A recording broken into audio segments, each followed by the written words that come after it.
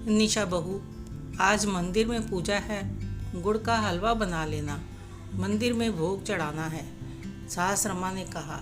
निशा ने खूब सारे मेवे डालकर देसी घी का हलवा बनाया और थोड़ा सा ज़्यादा बना लिया ताकि घर में भी सारे लोग खा सके। और छोटी पिंकी को भी हलवा बहुत पसंद था और निशा को भी बचपन से पसंद था। उसने अपनी दादी से हलवा बनाना सीखा था।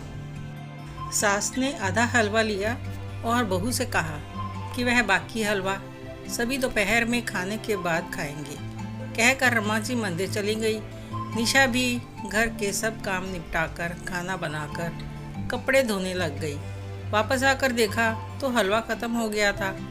पूछा तो सास ने कहा कि हलवा बना ही बहुत टेस्टी था।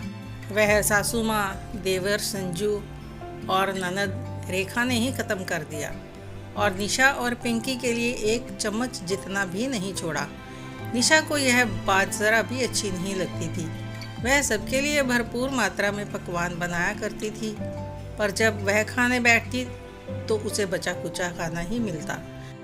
मटर पनीर बनाती तो खाने के समय उसे मटर की सब्जी खाने को मिलती। सब्जी में से पनीर गायब ही हो जाता था। निशा पिंकी को खाना खिलाने के बाद ही खाना खाती थी। एक दिन जब पिंकी को खाना खिलाकर बर्तन रखने के लिए रसोई में गई तो देखा कि सासू माँ दाल में पानी मिला रही थी। तो निशा ने पूछा कि माँ जी, आप दाल में पानी क्यों मिला रहे हो? पर किसके लिए? वो बहू, आज तूने दाल इतनी स्वादिष्ट बनाई थी कि सब ने कुछ ज़्यादा ही खा ली। तुम्हारे लिए बस थोड़ी सी बची थी, मैंने बढ़ा दी। नमक मिर्च मसाला भी डाल दिया है, अब तुम भी खाना खा लो, फिर बर्तन भी मांज देना, रमा जी ने कहा। निशा को सुनकर बहुत गुस्सा आया कि ऐसा क्यों? जो बहू सारा दिन घर का काम करती है, सुबह से शाम तक मशीन की तरह चलती है, बच्चे के पीछे पीछे घूमती रहती है, उसे ये पतली पानी डाल देते हुए शर्म नहीं आती सासू माँ को? निशा को पता था कि अभी अगर वह सास को कुछ भी कह देगी तो सबके सामने बात का बतंगड़ बना देगी। घर का माहौल खराब हो जाएगा। इससे अच्छा तो यह होगा कि बोलने की बजाय वह करूं जो मुझे करना चाहिए।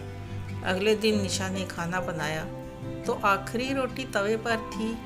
तो रमा जी ने सोचा कि अब बहू सबको गरम गरम खाना खाने के लिए आवाज़ देगी, पर कुछ और ही हुआ। निशा ने अपनी प्लेट में दाल, रोटी, सब्जी, रायता, सलाद सब लिया और सबसे पहले डाइनिंग टेबल पर बैठ गई और खाना खाने लगी।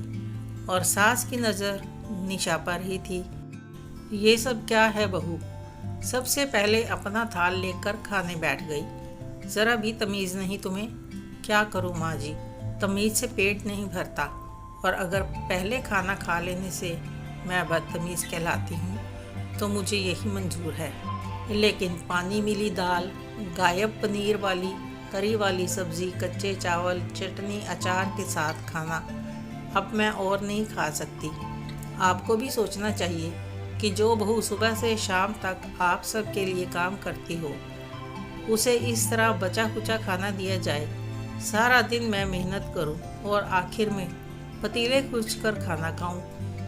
तभी मैंने यही रास्ता अपनाया कि सबसे पहले मैं खाऊंगी ताकि मुझे भूखी ना सोना पड़े।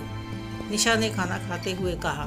निशा को पता था कि कुछ दिनों तक तो घर वालों के मुंह बनेंगे और खुद को भी बुरा लगेगा, लेकिन इस बात का एहसास तो सबको होगा कि वे सब गलत कर रहे थे।